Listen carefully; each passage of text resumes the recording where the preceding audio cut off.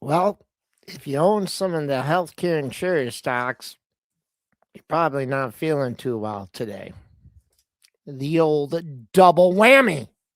We'll talk about that. We'll talk about that entire sector. We'll talk about the catalysts. See where we go from here. Right now, looks a lot lower and going lower. We got other earnings to cover here on this Tuesday. Tech.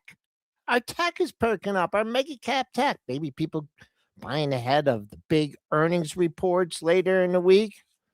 Pete Carmasino over at Chaikin Analytics is going to join us at 8:35. He's going to talk tariffs. He's going to talk trade. He's going to talk to us about some sectors. Folks, it's Tuesday. We're starting out in the green. Let's get this show going. The volatility right now is really incredible. Wow, look at that consolidation on the upper right chart. You know what we've seen this earnings season? Some of these expected moves get even more violent. This is why I have switched my strategy 10 years ago. And if you're chasing, you're in trouble. All right. Good morning, traders and investors. Yep, we're up. We're up again. 16 and a half handles, 69.98 off the highs of the session. The buck goes lower and lower. Down here, 30 cents, 96.55. TLT backing off after a nice run, down 22 cents, 88.02. USO backing off after a good move yesterday, down 41 cents, 73.07. GLD all over the place, but up 342, 467. Man, this thing, I can't even keep track of all the prints in this thing. SLV, we'll just call it like around 100, 101, 102, 103, 102. Let's call it up 3%. Fast market over there, folks. And Bitcoin just hanging out under 90K, trying to get over yesterday's high. It's up 3.25 here at 87,910. Well, just to let you guys know, these charts are brought to you by TradeStation. Born to trade, chart, analyze, customize, all in one platform. We're gonna bring Dennis on here, and Dennis, there's some days where the after hours you just kind of hanging out, not much going on, and then there's other days where your head's on a swivel. Yeah. And it was this, and bring Brentster into this conversation too, because his head was on a swivel as well. This whole Medicaid headline here, Brent, had all the healthcare providers absolutely hammered. Can you give us the details here, Mr. Brentster? Sure. Good morning, everyone. WSJ report last night that the Trump administration proposed nearly flat rates for Medicare Advantage insurers. The proposal includes a 0.09, so almost 0.1% net average pay increase for Medicare Advantage plans in 2027. Why does that 0.1% net average pay increase matter? Well, it was vastly below where at least Wall Street was expecting. Joel has UNH on screen, and UNH was certainly your poster child for this news. We also had names. We can go through some of the trading ideas in a little bit here, but let's start with UNH. Yeah, well, this is it. So UNH was the mover last night. It started tanking, and then they all started tanking to CVS down 12%. So you could come in this morning and say, oh, UNH down 16% must have been a really bad earnings report. The earnings report wasn't good either. They lowered guidance, but it was already down 30 points ahead of the earnings report because of the Medicare headline there. Why does that matter? Well, they can't raise prices. So they put a 0.1% cap. They can't bring it up enough. So that's why you're seeing these stocks trade significantly lower. So let's just go through them. UNH, down 16%. CVS, down 13%. Humana, down 16%. These are huge moves, folks. Like, just trying to give you a perspective, like, oh, we see stocks down 16% all the time. These are lower beta stocks. These are value stocks, like that. People are like, oh, I'm in this because it's safe and it's stable and I get a dividend on 3.6% on CVS. Boom, lose 13% of your money overnight. I mean, and then you could just go, there's just a pile of other ones too, where you can go into CNC, it's trading down 7%. Some of them not getting hit as bad, but some of them really getting hit here this morning. I mean, UNH is the focus of the market here right now because they also came out with guidance. Brentster, if you have the numbers for UNH, let's hear about this too. But this sector, this healthcare provider sector, is in shambles this morning. UNH quarter was not great. They reported a very slight beat for the bottom line. 211 versus 210 sales missed slightly. The EPS guidance was fine for 2026. They're expecting EPS higher than 1775, analysts around 1774, but the sales guidance was pretty poor. They said they're expecting 2026 sales around 439 billion. Analysts are all the way up at around 455 billion. So not great there for UNH, as you said, Dennis.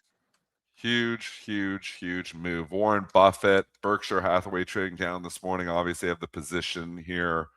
I mean, this is like the value, these are value stocks, and you wonder if this doesn't harpoon the value trade a little bit here too, because you're seeing other stocks in the value-oriented market here trading down here, and it's a flight to mega cap 7. It's a flight to tech. You're seeing that very strong here this morning. So natural rotation is screw value. We're not getting that much returns in here anyways. Now we lose 15% one day. Just think about everybody who bought UNH. Think about all these people, Joel, who bought this thing under 300, and they're like, man, that was a really good buy. I'm up 20% of my money. I'm good. And then, bam, One day. head, all gone. One day. Yep. One day. Poof. Not even a day. We haven't had a regular session. Just like, boom, one headline. Bam, gone. See ya. I mean, Humana is the same story. Was beat right up, right back down. We're talking like a stock going right back down to its 2025 lows. From like doing okay. Yeah, Humana did. Yeah. Yep. They're crazy moves. And the momentum. You had the negative momentum from out of the White House, and then I mean, it was perfect time. I mean, you talk about timing. I mean, I guess perfect timing for the shorts here. So way back here in August, back when Warren was still running the company, he made the purchase, and you had a gap and go, and that's illustrated here on the screen. Well, if you were waiting for that gap to be filled, it's not quite there yet. But what I alert our traders and investors, after the gap up, the lowest level was 294.20. And if you're looking for some fluence with your shorter term charts, the pre-market low is 292.20. So there's an area of possible support. I don't know if we're going to go back down there today. But then you get into the gap area, and that is a big old gap to fill. So that gap will take you down. The top of this range here is 273.85. So if your hands off on this, you want to own it after today's news, let's see it shakes out. Let's see if it fills that Warren gap. And I bet you Greg Abel, when he was cleaning up the portfolio and he said, KHC, get me out. That was a buy. That was a buy. Just puking all over the street. Maybe he should have looked at this one too. This was on the puke day of Warren getting out of the position. And we talked about the possibility of a Delta trade. Well, I mean, if you're thinking he's out there deadheading his portfolio, getting rid of the KHC, all of a sudden he's got another one to do here too with UNH. So Warren Buffett, obviously, wasn't the hottest thing when he was leaving in the last year or two. A lot of these stock positions that he had. Now, again, he's still doing well. Burke did an unbelievable long-term performance, but we know Burke.B over the course of the last year has massively underperformed. I mean, it's trading where it was in 2024. So we've had a pretty darn good bull market, but Burke.B's got nowhere. Got a few dogs in there. And this is another one again, maybe all of a sudden. It was a winner to, not good at all here for Warren Buffett or Greg Abel here this morning. Continuing on this theme here, just to talk the hospital stocks here, because sometimes you will see when these Medicare providers go down, the actual hospital stocks go up because they're going to pay less. So if you look at this morning, we actually had HCA earnings, but I also think we talked about this possibility in the STN room last night. they weren't moving last night, but I'm like, don't be surprised to see some of these hospital stocks go up. So HCA, which Brentster, if you're there, you can give us the earnings for this one, but I'll just list the other ones off too. THC is another one. It's up 5%. Continuing on this merry train, UHS, United Health Services, up 1.2%. And then also EHC trading slightly higher here. But I'm not surprised, that HCA and THC showing some strength here, because sometimes when you see these Medicare providers going down, it's actually good for the hospital stocks. THC, HCA. HCA earnings were fine. They reported a mixed quarter, but they did raise their guidance for sales and GAAP earnings. They raised it pretty notably, a couple bucks here. They're now expecting next year earnings to 29.10 to 31.50. Analysts are down around 27.50. But Dennis, I wanted to jump back to a sec here. Why do you know why that happens with the hospitals? Like, what's the difference between the hospital names and the healthcare providers as far as the street is? Well, it's healthcare insurance. So you look at this like this is healthcare insurance is what they're providing. The hospitals are actually like their patients are going in here.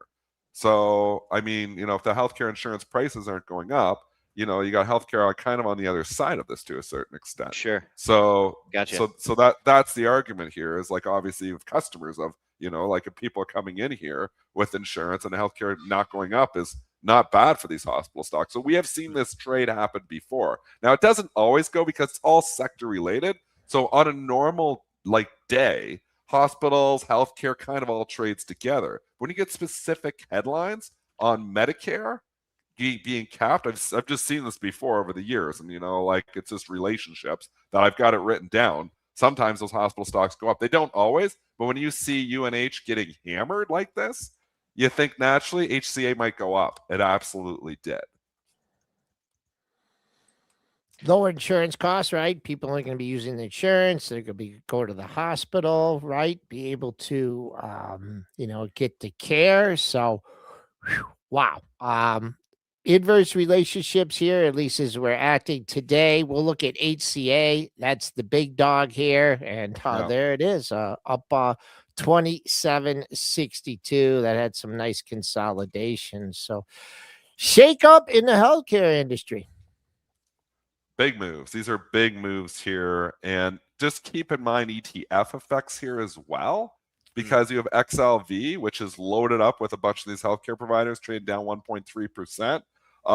There's drug stocks in there too. And sometimes if they get hammered so much, you'll actually see some of the drug stocks lift a little bit here. So just keep that in mind that, it's not always necessarily going to be bad for all your drug stocks here. It's just ETF effects that happen. And sometimes, I'm losing my system just shut down on me. That's awesome in the middle of a rant. But sometimes you'll actually see drug stocks, if you get so much weakness in a pocket of the ETF, they'll actually buy other components to try to keep it elevated here. So I wouldn't think like some people are not saying, oh, maybe it's going to be Pfizer, Merck, Lilly, they're all going to go down today. They're all down in the pre-market, but I wouldn't expect follow-through weakness there. So I don't think this is going to be like sell every drug and sell everything to do with healthcare altogether. I think this is very much selective right to the healthcare providers. Yeah, we see that price action. Keep an eye on your pre-market lows. Well, later in the week, we have some big earnings, especially Wednesday and Thursday, but we also have some other pretty notable companies earnings, and good old General Motors here being rewarded here for a good report. Brentster, you have that for us? I do. Company reporting mixed quarter here. Q4 earnings 251, beat a 220 estimate. Sales did miss slightly though, 45.3 billion versus 45.8 billion. Guidance not great here. 2026 earnings expected 975 to 1050.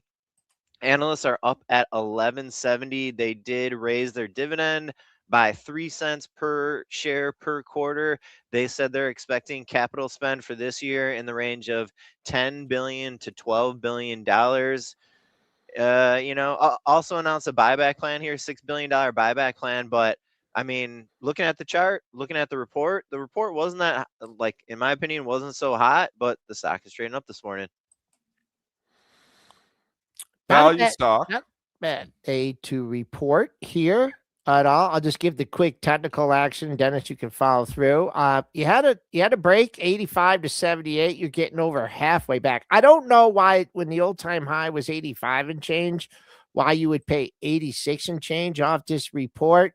But you got the high from last week to contend with here, and the high from last week was 82.28. You're trading above it. So let's see if you last week's high acts as resistance. You did trade over in the pre-market, but the true liquidity hasn't come in yet. Continuing on the earnings parade, Boeing also reporting here this morning. We also had a couple of headlines that's breaking. I know people want to talk about Reddit. We're going to get to that too. It's a downgrade from Cleveland Research, and it's a kind of a nasty note. The stock's down 9% here today too. We just got big moves. This market right now is full of big moves in select stocks in both directions. And it's unforgiving, and then it's very forgiving in other things. So it's a funny market here.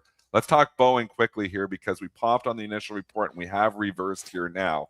Slightly concerned about the value trade this morning. I think, stop for 1 second. I think a lot of times you've got to come in and paint the picture. What kind of day do we have today? Well, you knew from last night with all those healthcare providers getting absolutely hammered, lower PE stocks might be out of favor today. So you come in with that, train of thought that maybe, higher PE stuff, maybe we gravitate back to that because it's always rotating. I mean, sometimes everything goes up, sometimes everything goes down, but more often than not, it's value versus growth. It's low PE versus high PE. Low PE, absolutely hammered in one sector. And I think it spreads a little bit. I think it's like spreads like, oh, crap, here's my, conservative, investment, CVS, that's supposed to be paying me a dividend, give me a little bit of gain, and bang, I hit 13%. Why the hell am I investing in this? Why don't I just go invest in, NVIDIA or invest in Tesla or something like that with a higher PE? That train of thought goes through the market. So I think we got to just stop and say, today is probably more of a growthy day, higher PE, than a low PE name. So Boeing, you could say, well, Boeing's got a high PE, but if you look at Boeing's history of earnings, it's still a value stock. They could get back to what they were making 5 years ago. It's a value stock. So I classify it more in the value camp. So we'll start with that. Now give us the earnings here, Brentster. Okay, for Boeing, adjusted figure was a loss of 191. They had a big charge in there that they removed out. The gap figure was like almost $10 in earnings. But let's compare a 191 loss to a 40-cent loss estimate. So that's a miss. Sales did beat though at 23.95 billion, a beat versus a 22.5 billion. They did raise their 737 production rate to 42 jets a month. I'm not sure how much the street cares about that figure, but just to mention a little bit of the guidance here out of Boeing. That's a steep trend line on the right there, Joel. I like it there. Give me your technical thoughts here as we have reversed. So this stock got bought up. Did they really buy it up to 260? Almost. Let me see here what the pre-market high is. They did, Dennis. They got it to 259.42. And now it's reversed, heading lower. Where's it got a hold? Talk about that trend line. Oh, man. Well, this trend line for today doesn't come in until much lower than that. Like the 240. Wow, it's not too far from that area. Not far. No, not at all. It comes in 242, 43. Here, take your notes on this one. Boeing is a runner. I mean, this thing has runs and it goes and it goes and it goes and it just keeps on going. It goes farther than you ever thought it would go, and then it goes farther. Is this the turn? Is this going to be the perpetual? Well, if it is, it's not going to be easy because that's just the way the stock trades. You see the trend line. I see daily lows at this 243.70 area. I think for this one, keep an eye on the pre-market low. Keeps going through the pre-market low. Not sure what the expected move was. I'm sure it wasn't that much. Well, maybe it was on the upside. If it's down $3. So I don't know. If today's the turn, we shall see. And if it is the turn, then it's got a lot of room to cover on the downside. Then one more earnings. And if you have other earnings you want to cover, because there's a lot of companies that reported here this morning, we're not going to get to them all, like RTX, UPS, NOC, UNP, American Airlines, the KMB. There's a pile of companies that have reported here this morning. I do want to cover Nucor from last night, though, because we saw a Steel Dynamics report yesterday. It key reversed too. Opened high, finished low, right on the low. So a nasty key reversal in Steel Dynamics. Again, value kind of coming out of favor here a little bit. You know, we're 27 days into the year. Value has led the way, but coming off last night, starting massively last night, Nucor key reversed ahead of its report there yesterday, and now reports it did dip, but they're kind of buying that dip. So thoughts on Nucor, Brentster? Give us those numbers. Numbers were worse than expected. They reported $1.73. That was a miss versus a $2 estimate. Sales also missed, 7.69 billion versus a 7.9 billion estimate. Nothing really like too exciting for Nucor guidance, but I mean they're a metal name, so they kind of rarely give comparable guidance. Trapped. Anything, Joel? People are trapped. This is tough. They're trapped. Why? Because it just was 180. You could tell there was a real patient seller here. There were also buyers here over 180. But 3 or 4 days, you're feeling good. Then you got jammed yesterday. We're like, well, Nucor is, sometimes Nucor and Steel Dynamics, they, go different ways with their earnings. Well, not so much the case. So what are these people that got caught up here on the breakout? How are they going to react? I don't know. Not very well. For me, the 173, you're filling a gap at 175. I'll call 175 resistance here. And then you get above that, the bottom of yesterday's range. But you had your chance to sell into strength for 3 or 4 days. Now you're selling into weakness. That's a whole different market dynamic. We have all kinds of contracts and deal news here. We also have QBTS, which is having a conference today. I believe it's in Boca Raton. That's up 5%. We love our catalyst trading. I was long this last night just because they had the conference today. They came out with some headlines here this morning too. I'm just, we're going to run, so we're trying to cover stuff quickly because there's so much news here today. But I want to go first to the GLW meta deal here. So GLW Corning is trading up 6% here this morning. It actually reports earnings on Wednesday, so that'll be interesting now. Brentster, do you have the details here, though, for the Meta GLW deal? I do not. Okay, where did they go? Yeah. I could go back up because I put it in here. And we got it in your chat. Yeah, Corning signed a multi-year supply agreement with Meta for specialty glass and advanced optics using AR, VR, and smart glasses. Well, $6 billion. That's good. That's good, right? Secures long-term supply and quality for Meta's AR roadmap. Is anybody wearing those things? Anyways, and reinforces Corning's optics moat. You scratch my back, I'll scratch. I'll scratch. Well, that's what it is. Yep. It's all scratching each other's backs. Like this is what this market has been built on, is circular deals where we'll sell you some stuff, you buy some stuff from us. And we'll all just live happily ever after. I mean, this is the market. So, and this is a bigger conversation for itself. And we know this is not us, it's been market. People have been talking about this stuff. We've got, Microsoft, they'll work with Anthropic, and then they'll over here and they'll buy stuff from you, and everybody will just be happy, and we'll just let the money go round and around and around and around and around. Revenue grows for everyone, and everyone lives happily ever after. Until the wheel stops turning. So one day that wheel will stop turning and we'll be like, oh, this is interesting. But right now the wheel is turning up for GLW. Corning has been on fire. Stock was in consolidation station for about a week and a half. New all-time highs, breaking out through $100. The glass maker has now doubled in the last 6 months. We're starting to get to a point where a lot of these stocks are just entering bubble-licious territory here. But I mean, momentum, we saw with Micron, we saw with SanDisk. You try to call tops on stocks, that is the most difficult trade right now, because when the ball gets going in one direction, those algos, they just can't stop buying. Over 100 for the first time in its long history. Spike over 102 in the pre-market. This is how far this is breaking out, folks. The all-time high was on 96.64. That was made, was that it? Oh, I got the monthly here. That was made in December, 96.64.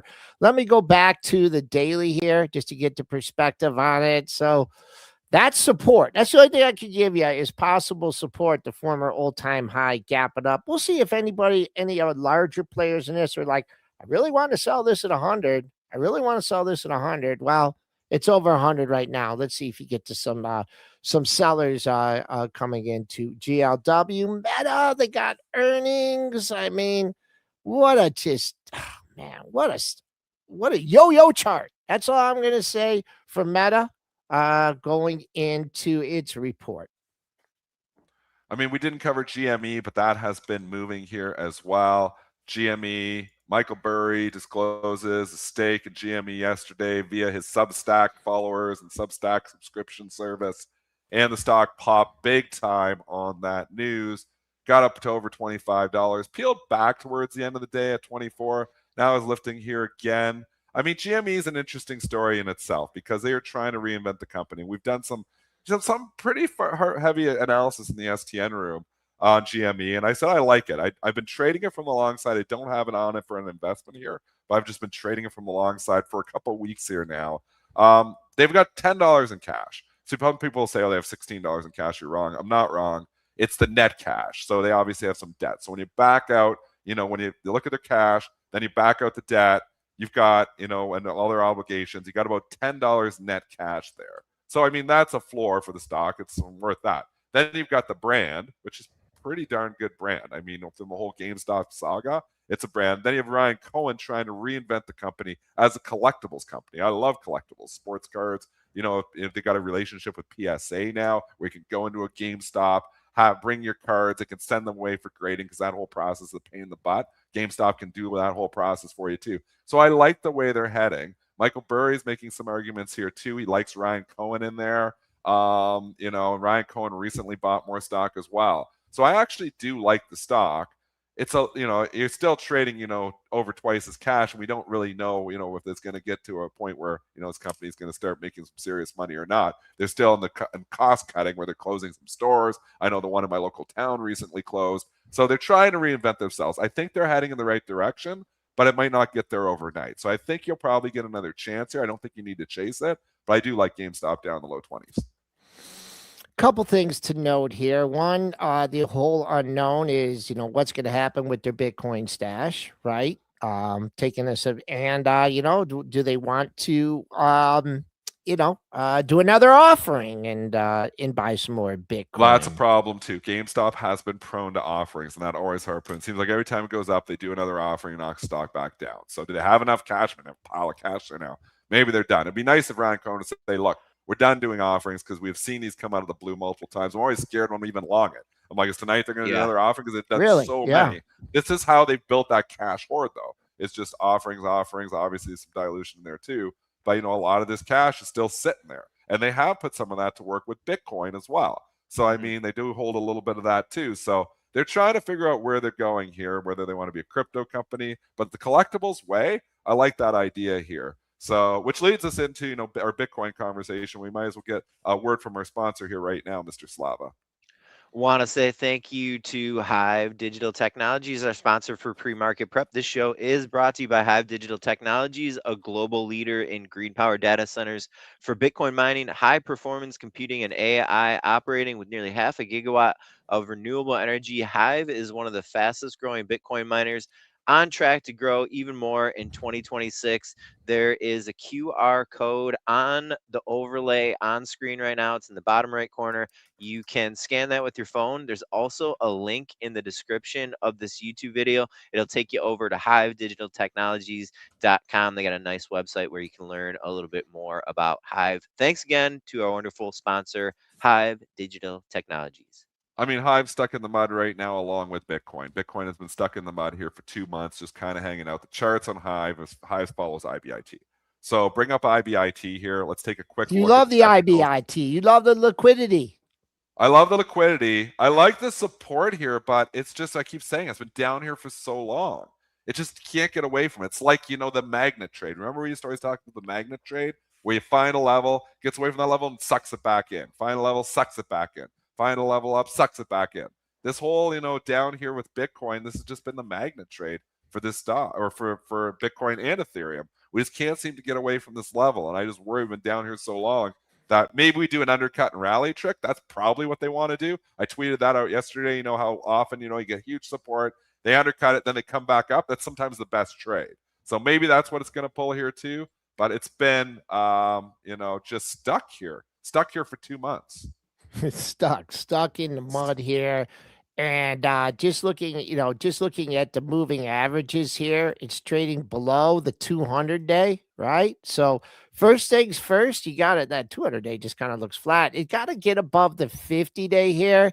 We had a great chat with with Louis on last week, I believe, and he talked about the catalyst coming down the line, but he was cautious, and if you don't like Bitcoin, if you're into the other coins, you don't want to listen to the segment because he was very 120 million. Dennis, did he say there was 120 million? That one graphic that he showed us of different coins, of different crypto. I don't know if it was 120 million or 120,000. I can't remember now, but it's an incredible. Maybe it was 100 million. Like there's so many different. Everybody's got a coin. Eventually, there's 8 billion. Everybody has their own coin. You have Joel coin, Brentster coin, Denny coin, STN coin. Well, we'll do more because we can do the corporations too. So, you can do all that too. It's crazy. Like, what are we really in? Like, stop for 3 minutes. We can do more headlines here. We can go through, and talk, there's, an RR headline this morning, Rich Tech Robotics, which I'm long. Lunar had a headline this morning. We just got a couple more headlines breaking this morning on smaller stocks like CYN and IVF. But I mean, really, when you analyze this, market overall, and we had ADP here too. Like, we just had so much information coming at us. But sometimes you got to stop and just, take in, the information here and just analyze. I mean, remember we had NFTs 3 years ago and how that was the stupidest thing ever, and it really was. People were buying pictures of stuff for digital pictures for millions of dollars. I mean, that was just stupid. But where are we on this market here? Because there is just, when there's 100 million or a million crypto, not 100 million, a million crypto coins out there, different things. I mean, there's so many places that are just like junk to invest in, and people want you to invest, and they're calling. I had a call last week. Do you want to invest in this crypto coin or whatever? We've got this really great one. Like, cold calling me on this crap. I mean, where are we? Are we just in like scammer central where everybody's trying to scam you out of your money here? I mean, and then you wonder, like, how much of it is all a house of cards? Like, what are we built on with these circular deals we see all the time? People trying to get you here and there. I mean, it's we can keep saying this is great as the stock market goes higher, but then the U.S. dollar is going so much lower here right now. I don't know where we're going. I don't know where it's heading. Like, I love the idea of AI. I love the idea of a lot of things in this market, but there's so many stories out there right now that are just going to end in tears. Like, what are your thoughts? Exactly. It's tough. It's tough to put it, but you know what? The resilience of this market. I mean, look where we were yesterday and where we are today. So yeah, the honey badger. The thing, Dennis, the thing that I think about in this regard is how is this inflating the value of money? When we have, you're talking about NFTs and you're talking about cryptos, a lot of people got really rich and could afford to spend $1 million on a digital piece of art that they're going to use for their Twitter profile. So what does that do to, the rest of the chumps here, like myself, who haven't invested in those things and, don't have the same money to like swing around? Is there like very real inflation concerns in this way that are still kind of like lurking in the background? Well, it's all a scam though, Brent, because even if there's inflation, they just change the metric so it doesn't show inflation. Like, we know when we go to the grocery store, we see prices going higher. Yeah, gas prices went down. And I saw the graphic the other day, but look how much TVs have went down. I mean, it's all just a scam. Obviously, we saw and we've read these articles where even the Bureau of Labor Statistics, they said, don't worry, we calculate shrinkflation into the statistics. And then when you read the fine print, they estimate shrinkflation, that's products getting smaller, they estimate it to be 1% every 100 years. The hell are they talking about? What do you mean? 1% every 100 years. That's right from the Bureau of Labor Statistics, folks. What do you mean? You're either completely inept at your job. You're telling me that it takes 100 years for a project to go down 1% in size. That's the stupidest thing I've ever heard of. That's in there, folks. So what else is being cooked in there? The whole thing is cooked. It's all fugazi. It's all BS. So even if we get inflation, they just change the metric so it doesn't look inflationary. It's a complete joke. So yeah, NFTs, joke. A lot of these crypto coins, joke. The Bureau of Labor Statistics calculated shrinkflation to be 1% every 100 years. Joke. The way they used to calculate, so somebody estimated that if they calculated the inflation rate, CPI, as they did 25 years ago, inflation's running at 15 to 20%. Not a joke. But they say it's 2% because they take out the shit that's inflationary. It's crazy. It's crazy how much it's all just a scam. So is it all a house of cards? Absolutely. We're built on $33 trillion worth of debt that they can never repay. The whole thing is a scam. Everything is a scam. It's a matter of when the house of cards, all built on a house of cards. And does it fall eventually? Well, people have been trying to call for the fall. Peter Schiff's been calling it for 20 years, but it just keeps going.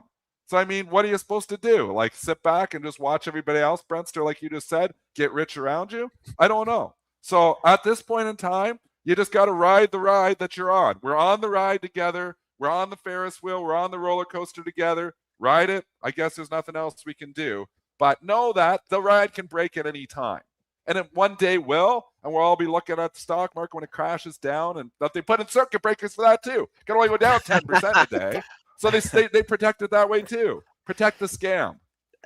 Pete, you got Pete chuckling in the got background. Pete. Let's go. We got Pete This back was a on rant. his We gotta chair get Pete in here this because he's conversation. laughing his ass off, Dennis. Okay, folks, Dennis doesn't drink coffee. Okay, No, don't give me on coffee. don't. I can't afford Whoa, it. we haven't had a rant like this in a while. Holy mackerel! And I don't even think you said anything that offended YouTube on that at all. I did say SHI, so I might get docked for that. Oh, we might get dinged. All right. Is that a swear word now? Let's Okay, go, run that let's intro. Go get Pete. Okay.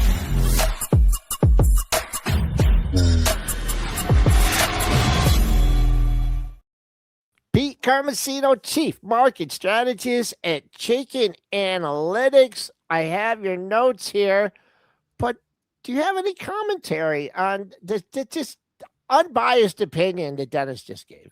Well, listen, he got me so fired up. I mean, I'm pumped right now to be here. This is like the perfect time for me to show up. I can't disagree. I mean, we've been saying this for years. We've been saying this for years. It's almost like, the jobs numbers were exactly the same for 7 or 8 months in a row, and then somebody changed them, and they're like, "Uh-oh, what happened?" I agree. It's basically you can measure anything the way you want, and you can come out with a different outcome. I mean, that's really what happens. And so I have an anecdote to potentially explain some of this debt and how we accumulated it, over the last 30 or 40 years. And again, it's not exact science, but it's part of the whole picture of what's happening today. And so I Go can't with it. agree with anything that Dennis just said. It's amazing. And every day we find out something new. So you really got to be head on a swivel and and on your toes almost every day. But I mean, $33 trillion worth of debt here. I mean, maybe it's more than that now. I didn't look in the last couple of weeks. It's probably yeah, because that's what it does. I mean, we were 7 trillion for the longest time, then 8 trillion, then 9 trillion. Now we just explode 2 trillion a year. Like we're just in like you call this upside capitulation. You can call it what you want, but it's not going to stop going higher. And there's no way that the U.S. government, Canadian governments, all these governments can ever afford to repay it all. So how do we get out of it? Like just keep servicing the interest, keep interest rates low, and just keep the pony ride going? Yeah, I mean, it's almost like we have to come up with a metric to get into less debt, right? In other words, we've been saying this for years, and everyone's talking about it. We're going to debt to pay for the other debt, right? It's like it's a vicious cycle. But I got to explain something. I mean, this is to me something that I learned last year, and I've heard about it before. I didn't really dive into it, but when you dive into it, it's like an aha moment, and you start to think to yourself, wait a minute. is this really the issue? And it seems to be. And here's what it is. We talk about China and Japan, everybody else, they have a surplus of goods that they sell to us, correct? So when they have a surplus, they actually are accumulating US dollars. They don't want to convert those dollars back to their own currency to dilute their own currency, right? What they want to do is keep the dollars here in US denominated assets, whether it's real estate or treasuries. Mostly treasuries. We've seen trillions of dollars being owned by multiple countries around the world of our US debt. And that's exactly what's happening now. We have less treasury buyers, okay, because of the tariffs, because the surplus is less negative than it's been in the last year. We're talking about March of last year, we were about $130 billion a month was, I think, the peak of, a negative surplus, right? In other words, more goods coming in than being exported. So now we're at 29 billion. That's unbelievable. That's insane. Now, if you add up all of the deficit that we've seen, again, that surplus deficit since 1992 up to the last measurement that I sent to you guys on the Fred St. Louis Fed website that you can find it, on there. You add that all up, it's about $16.5 trillion of surplus. Now, a lot of that went toward buying U.S. treasuries. And so there's part of it.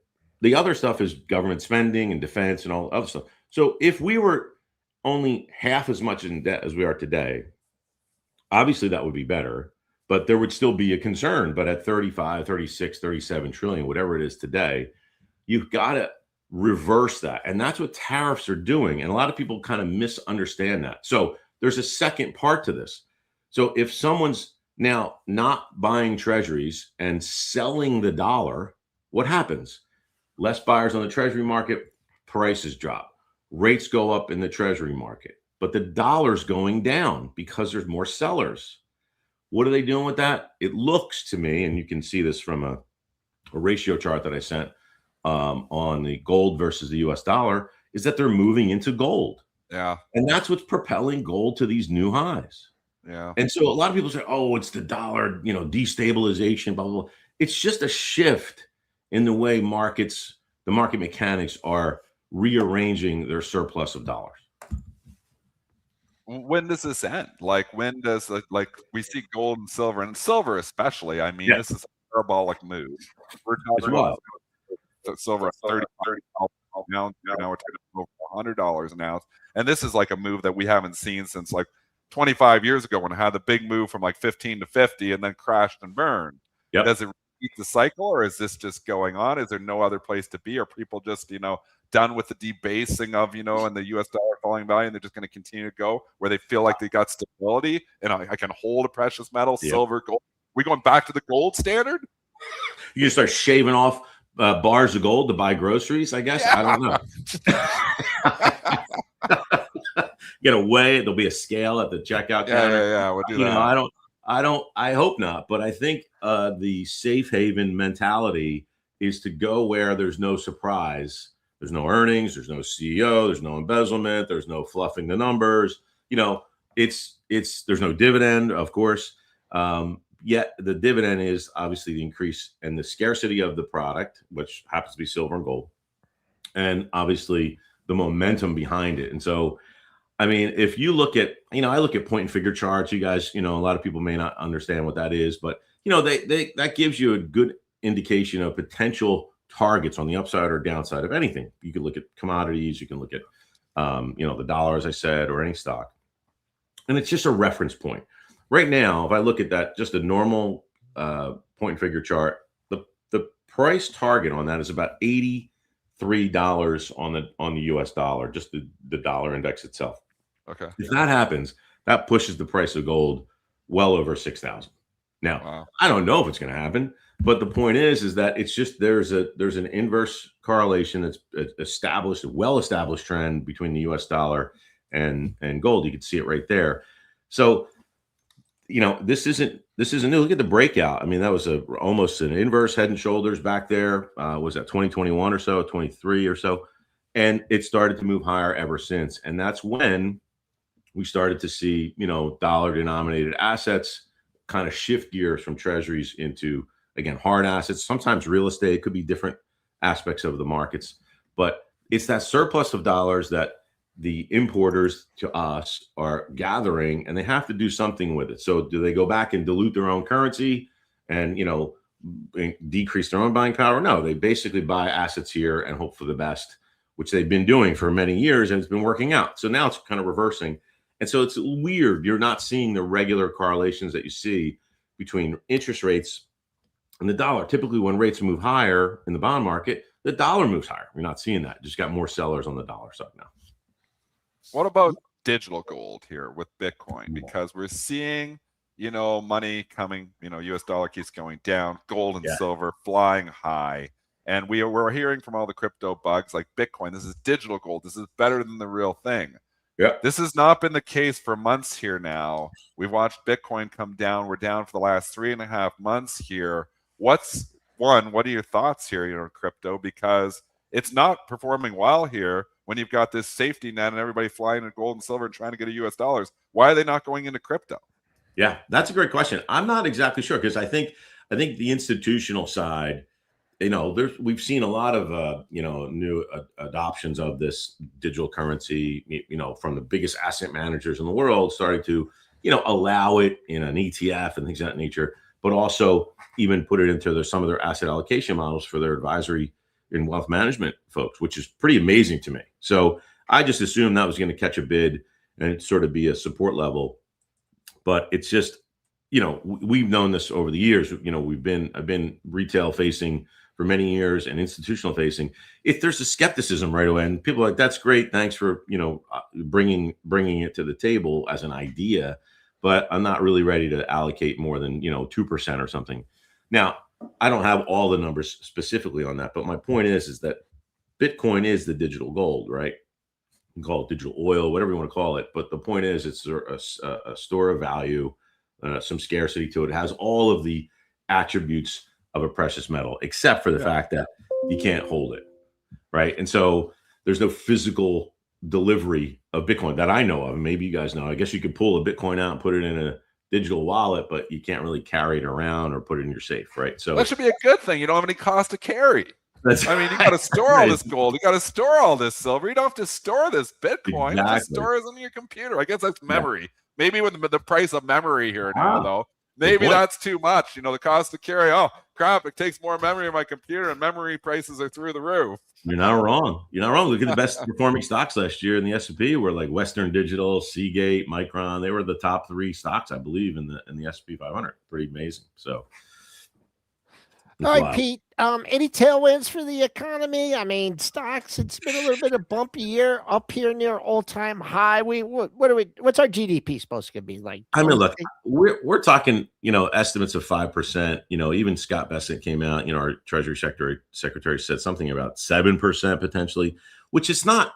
It's not happened before, right? We've seen GDP skyrocket in certain regimes over the past 20 or 30 years, but to have it happen at all-time highs here, with rates potentially stabilizing and maybe moving lower, hopefully, we'll see. And I think that's going to be predicated on the unemployment level. But I think the unemployment is stabilized. And so, we've got Fed meeting this week, so we'll see. I mean, I don't know how they could pause or stay dovish, but pause in this meeting. Yet at the same time, there's some expectations for rate cuts. But the tailwind has not changed. And I said this last time I was on, and I've been saying this, in other mediums and, for our subscribers here at Chaikin about the tailwinds of the One Big Beautiful Bill Act. I mean, there's so many things going on. I wrote a piece and I said, black swans are unpredictable, but white swans are unmistakable. Okay. And the white swan here is that businesses have certainty in the tax code, and they are taking action because of that certainty, which is your 100% bonus depreciation and so on and so forth. We talked about this before. But now you're also seeing discretionary income increase, lower taxes on Social Security, depending upon where you fit in as far as your income level goes. Higher tax refunds coming out this year are some of the best we've seen in many years. And you have a pro-business administration that's trying to do everything they can to prop the economy up. And you just saw that chart. We're showing less negative surplus, again, from importing goods. And don't forget, when the dollar's weaker, what happens to our goods around the world? They become cheaper. So other currencies rise, our products become more favorable in all markets. We're taking in tariffs for those that want to continue to trade with us, but we're getting a surplus for it. So you add all that up. I mean, I don't see how you don't see another double-digit number in the S&P 500 this year because of that specific recipe of pro-business administration and all of the incentives inside the economy right now. All right, give us a couple stocks to watch here on the upside and your 2026 forecast. Yeah, I think we're seeing, I'll start with the forecast first, just to segue and transition. I think we're going to see between 15 and 17% returns this year in the S&P. And it's a midterm year and everyone has the presidential cycle. And I don't disagree with that. It seems to be a coincidence because in that midterm cycle, you do see some things get a little jittery, and we could see a 10% pullback. Would be great. I would think that would be an amazing opportunity. But for individual names, there's still that broad-based sort of regime change that we're seeing. If you look at the equal weight S&P 500, even the equal weight QQQ, you're just starting to see more participation, right? We've talked about the Mag 7 going on the sidelines a little bit, except for today. You've seen some big headlines come out of Meta with Corning and things of that nature. So GLW was one of the stocks I was going to mention. I think it's up about $7 or $8 pre-market. I'm looking right now. But, they just picked up a massive new contract from Meta. But it's not all about AI, right? I have a few stocks here that are non-tech related, right? Yeah, what do you got? So one is Winnebago. WGO. Winnebago. Whoa, Yeah. whoa.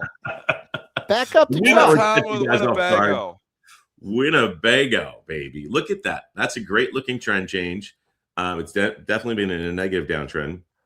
But recently, I'm just seeing some activity here. And look, when interest rates move lower, this has a positive correlation to the upside for Winnebago. We've got that going for it. You got the tax refunds, the incentives I talked about, and discretionary income is increasing in the age group and demographic that wants to buy a Winnebago. So add all that up, plus potentially lower oil prices, Winnebago is off and running, I think. So that's my first non-AI pick. And another one is sort of a specialty retail name, and maybe they use AI and to help market their products, and it's called Revolve, RVLV, Revolve Group, specialty retail, clothing and that kind of thing.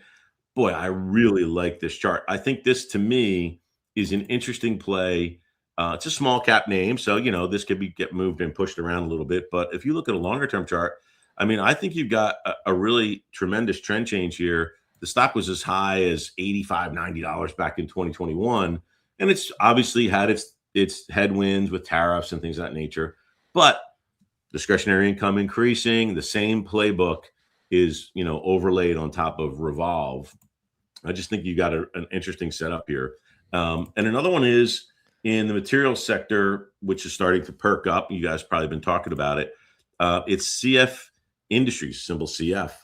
And you got another trend change here. And so to me, this is more of the, the chemical for, it's more of a healthy way to grow food, things of that nature. Sure. And CF is obviously, in the forefront of that. And again, I think a longer term chart kind of tells the story as well. It's been basing for like 2 or 3 years. It's been sideways, really doing nothing. But I think those three picks, or those three picks are my non-AI picks. And the last one is Omnicell, OMCL. So this one plays into that healthcare theme that you're starting to see kind of perk up here into the markets. A long-term chart of this one, and this stock's been up as high as 180 back in 2021, but it has turned the corner. It's in that healthcare equipment space, which we talked about, having the incentives to purchase new equipment, get 100% bonus depreciation right up front. So this name is starting to perk up as well. So there's a few names there that are kind of non-tech, non-AI related. But I think you see a nice regime change here. Pete, we haven't even gone into our early discount stories yet. We've had you on a couple times. Pete and I go back a long, long way. Pete Carmasino, Chief Market Strategist at Chaikin Analytics. Pete, this incredible interview. I'm going to even listen to this one again and get my pencil and paper out. You're fantastic, Pete. You guys are great. Thanks for having me. Pete Carmasino on Pre-Market Prep. Appreciate it. Time for some ratings.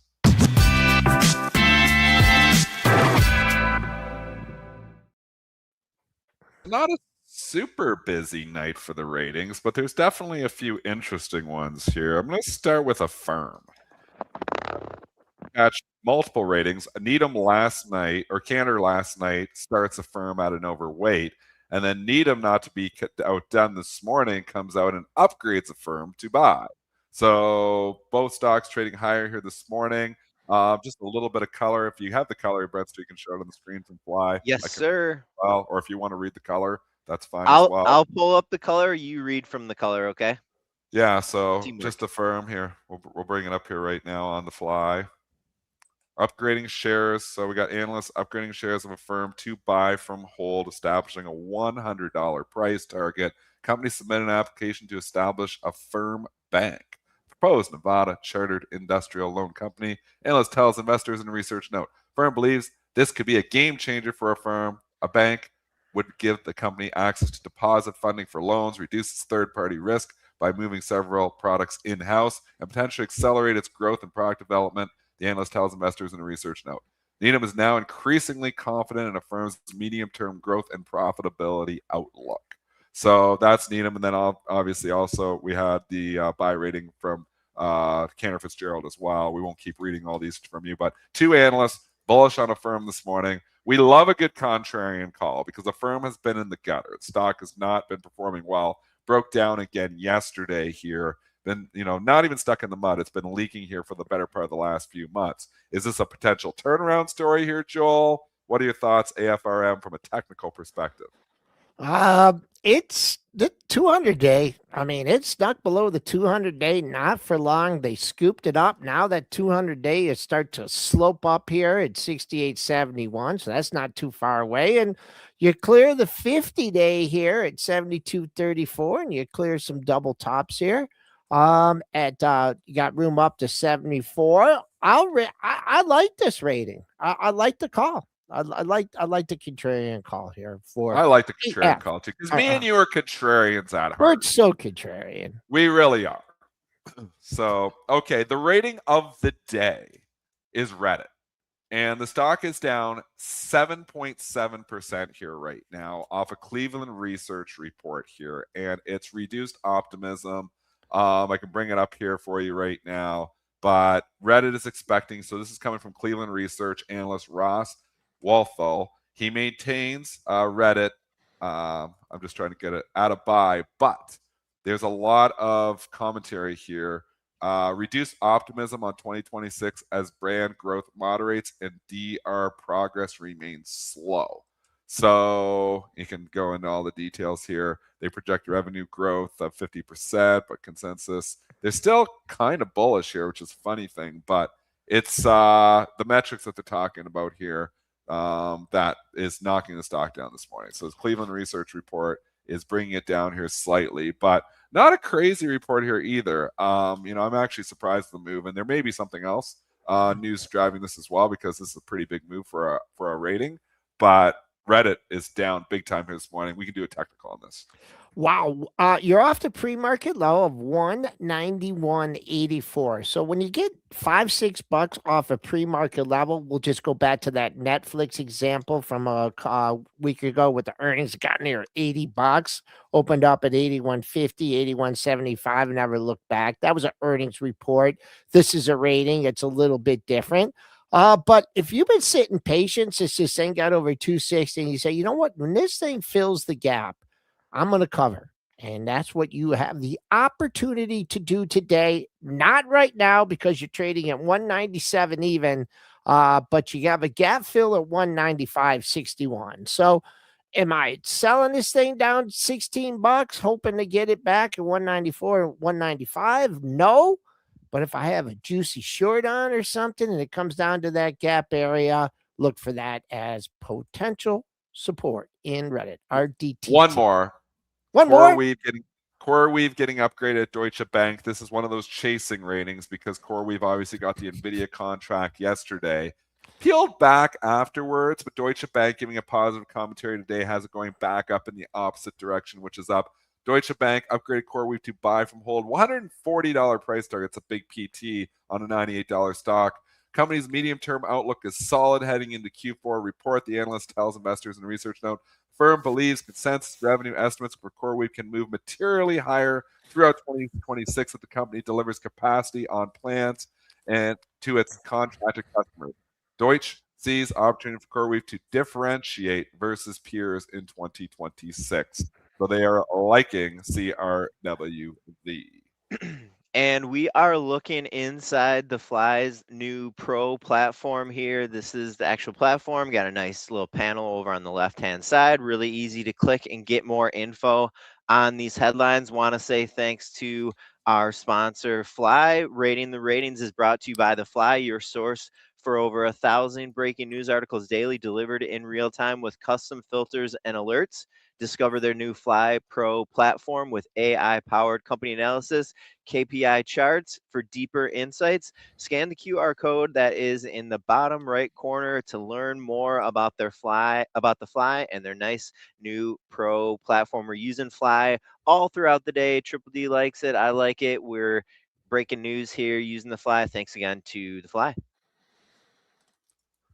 With that being said, just final thoughts. Again, I think we're more of a growthy day. Values taking a back seat. Obviously, the big story of the day is UNH and CVS and Humana all getting hammered here this morning here. So that's going to be your story of the day. But also your story of the day is money is flying back into tech. Micron up another $16 after having a rough couple of days. SanDisk up another 8 here this morning too. So you can see this money just rotates, and if it's moving out of value, it's moving into growth. Never seems to move to the sidelines. Yeah, rotation, and we talk about that. Some big earnings on deck. We didn't get to talk a ton about the semis and stuff or some of these big earnings reports. Apple having back-to-back good days. So tech back for the day. Let's see if that continues. Folks, thanks for joining us here on Pre-Market Prep. Everyone have a great day.